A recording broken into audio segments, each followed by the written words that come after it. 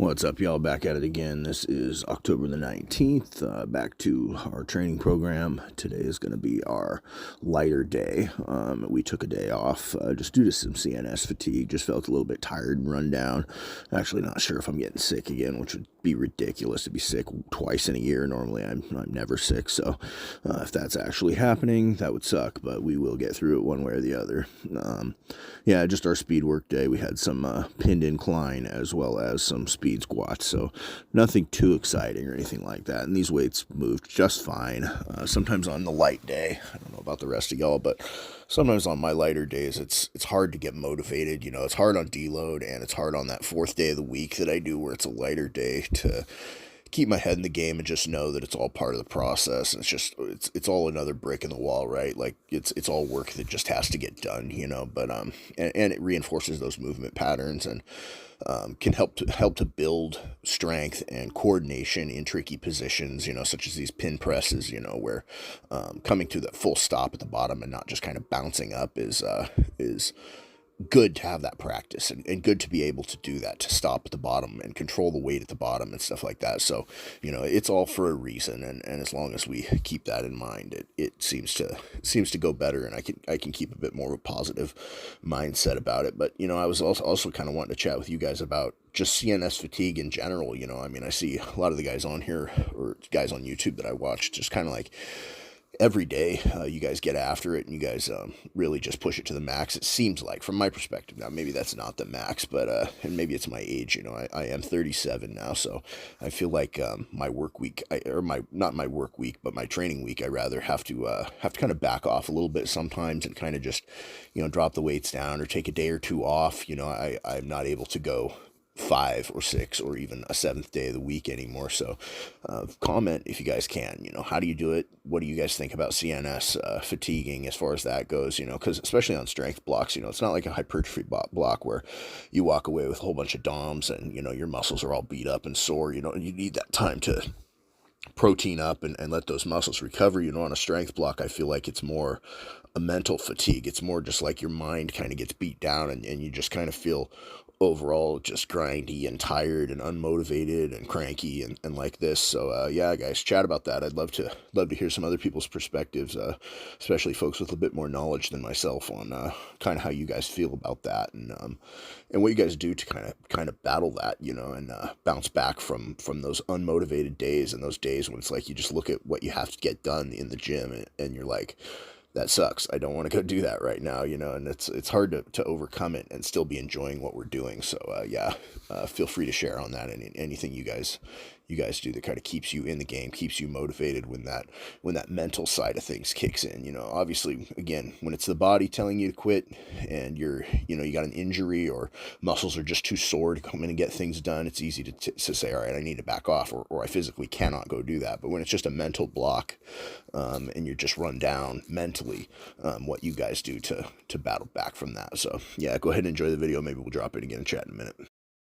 Also, I did just kind of want to just follow up with that real quick and just say that it's interesting with me when it comes to like speed deadlifts. Like supposedly those are speed reps.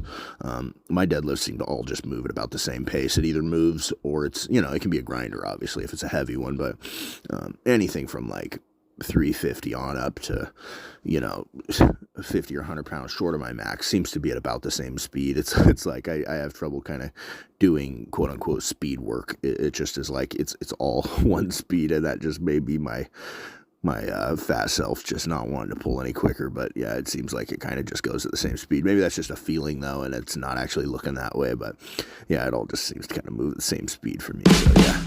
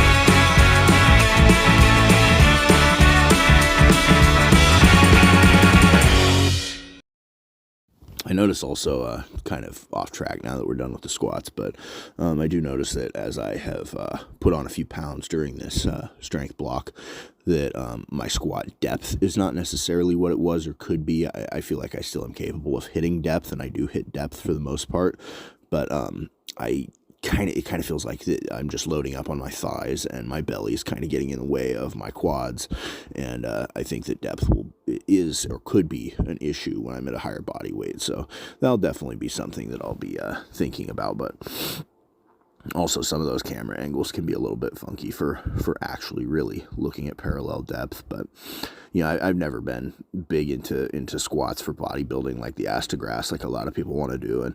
And for those that do, more power to you. Much respect. But my body shape, I'm not really built for an ass to grass squat, period. Anyway, but even with 135 pounds on my back, let alone 300 or 400, it's my femurs are just so short that it does allow me to squat very heavy, but also having thick short femurs, it makes it kind of difficult to get into that position for me. There just simply isn't much more bend in my knee than that. So yeah, that is something I notice, and that I do look forward to dropping a bit of body weight and being able to really make sure I'm hitting that depth a little bit easier, as opposed to really having to splay those legs out and really try to drop into the hole. So yeah, just something I kind of noticed there.